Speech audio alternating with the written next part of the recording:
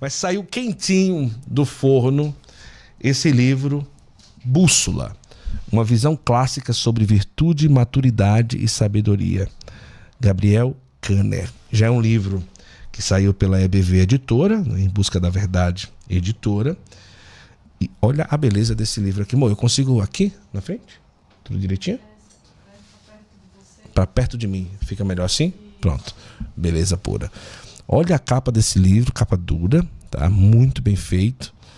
E eu achei muito interessante porque esse nome é muito bom e é tudo o que a gente precisa hoje numa sociedade de mente, coração, né? Eu escutei um dia uma coisa interessante, um cara falando numa conversa, né? Que aqui a gente já traz na mesa isso daí. Nós tivemos uma realidade de uma geração que o cara que se destacava no mercado de trabalho era o cara que fazia muito, Revolução Industrial ali, manufaturado, aquela coisa toda. Aí a gente vai agora para uma revolução tecnológica do cara que domina a tecnologia. Ele é o melhor do mercado, ele é o cara que sabe dominar tudo. E nós estamos enxergando uma nova revolução, que aqueles que vão se destacar talvez não sejam aqueles que fazem muito, dominam muito tecnologia, mas aqueles que ainda têm alma, coração, valores, vida, Deus, sentido na vida, bússola, né? E eu assim, quando eu ouvi isso, cara, eu disse, parece que eu concordo com isso, cara. Porque pelo que a gente está vendo, se a gente não tomar cuidado, há uma grande possibilidade de realmente se destacar cara, esse cara ainda tem valor no coração, né? Esse cara eu vou trazer porque ele ainda conserva isso, né? Então, quando você fala de um livro que traz a visão clássica sobre virtude, maturidade e sabedoria, é muito sobre isso. Quem tem bússola sabe para onde ir, qual o caminho. Mas a gente tem visto isso naquilo que vocês fazem, né? No trabalho que vocês realizam entre as pessoas. E que bom saber, cara, que diante de uma sociedade meio perdida, chegou esse livro, né? Chegou não só o livro, mas tudo que carrega, né? Todo o trabalho que você tem feito, vocês têm feito. Mas o bússola. Mas parece que esse sentimento tipo de uma próxima etapa no mundo de trabalho e tudo, olha, parece que é meio real esse pensamento também, né, Gabriel? Eu não tenho dúvida, Guto. Gostei muito da forma que você colocou. Nunca tinha ouvido essa abordagem, mas acho que faz todo sentido. É exatamente isso, porque a gente teve um excesso tão grande de tecnologia, né, de esse chamado progresso, mas o problema do avanço tecnológico é que é um paradoxo, né? Porque quanto mais confortável foi ficando a vida, menos as pessoas foram precisando desenvolver virtude. Sim. Então, antigamente, para você ser minimamente funcional na sociedade, você tinha que ter um nível alto de virtude. Você tinha que saber construir alguma coisa, construir sua casa, fazer comida, né? Você tinha que desenvolver essas habilidades, senão você não sobreviver a plantar, caçar. E aí, conforme a vida foi ficando mais confortável, né, hoje você pode ser uma pessoa funcional na sociedade com um nível baixíssimo de virtude, né? Se você quiser, você ficar no sofá o dia todo pedindo iFood, assistindo Netflix, trabalhando online, você pode ser uma pessoa funcional. Então, eu acho que hoje a gente tem um desafio ainda maior para esse desenvolvimento da virtude, porque você só amadurece no sofrimento, né? Você só amadurece quando se sacrifica, quando você cai e levanta. Não tem outra forma de amadurecer. Você fala, não, eu quero ter uma vida confortável. Tá bom, você vai virar um adulto infantilizado. Só amadurece quem sofre. Isso eu vejo independente de classe social. Eu vejo muitos amigos meus que nasceram com boas condições e, como eles nunca tiveram que ralar, não amadurecem porque não tem que assumir responsabilidade. Então é um desafio hoje em dia, porque a gente tem que buscar isso de uma forma diferente, né? Acho que em outras épocas as pessoas, muitas, tinham que buscar esse caminho das virtudes por necessidade. Hoje a gente precisa realmente nos desligar muitas vezes de tudo isso que tem no mundo moderno para conseguir trilhar esse caminho.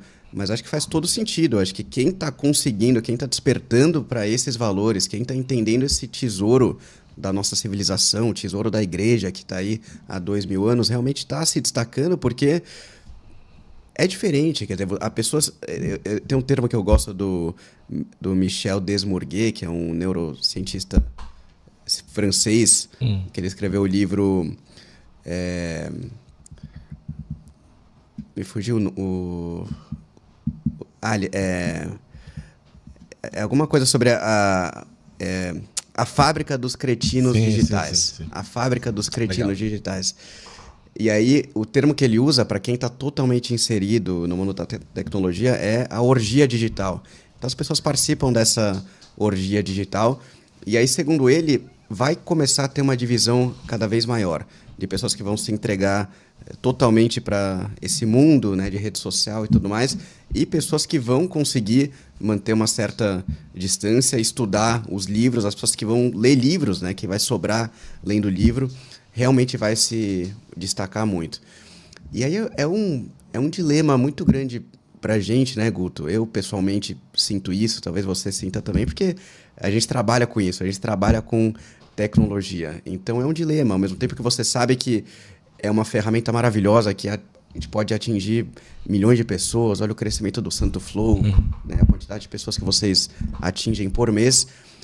Ao mesmo tempo, se a gente não cuidar, é um vício. Rede social é um vício. Então, a gente tem que estar nos policiando o tempo todo. Então, acho que esse caminho da gente desenvolver virtude realmente não é fácil hoje em dia, porque tem muita distração, muito mais distração do que havia em outras épocas.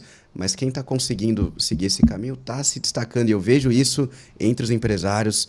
Eu vejo os empresários falando cada vez mais disso, que eles querem colaboradores, querem funcionários que falem sobre isso. Eu estou incentivando muito os empresários a começarem a falar sobre virtude nas empresas. Por que não? Por que não? Vamos falar uma virtude por mês. Cada mês vamos falar sobre uma virtude cardeal. Por que eu não falaria isso? O resultado é que eu vou ter funcionários melhores, com a vida mais ordenada. E o que está colaborando muito também é que a gente teve essa onda woke de ideologia progressista, tudo dentro das empresas, que eu vejo que está passando claramente. Sim. E o que está substituindo essa insanidade que tomou conta das empresas nos últimos 3, 4 anos é exatamente uma busca por virtude, por valores eternos, por valores que unem todas as pessoas. Porque qual que é o grande problema dessas ideologias que tomaram conta da sociedade como um todo e bastante nas empresas é que ela divide as pessoas, né? Então você vai dividindo as pessoas em categorias diferentes, infinitas, que nunca acabam. Então você vai separar as pessoas por raça, ou por qualquer outro critério. E cada pessoa olha para um lado. Quando isso acontece, qual que é o resultado? Você tem uma cultura, seja na empresa, seja no país, fragmentada. Quando você tem uma cultura fragmentada, você tem uma cultura fraca. Porque, por natureza, tudo que é fragmentado tende à imperfeição e tende à fraqueza. Né? Isso é para tudo na vida. Então, se eu tô com essa xícara aqui na minha mão, essa caneca, ela tem unidade, né? Ela tá inteira aqui, ela é perfeita na medida que ela serve para a gente beber água nela, né? Água no seu caso, né? Não é um chá. Agora, se eu derrubo ela no chão e ela se fragmenta em vários pedaços diferentes, ela fica muito mais fraca, muito mais imperfeita.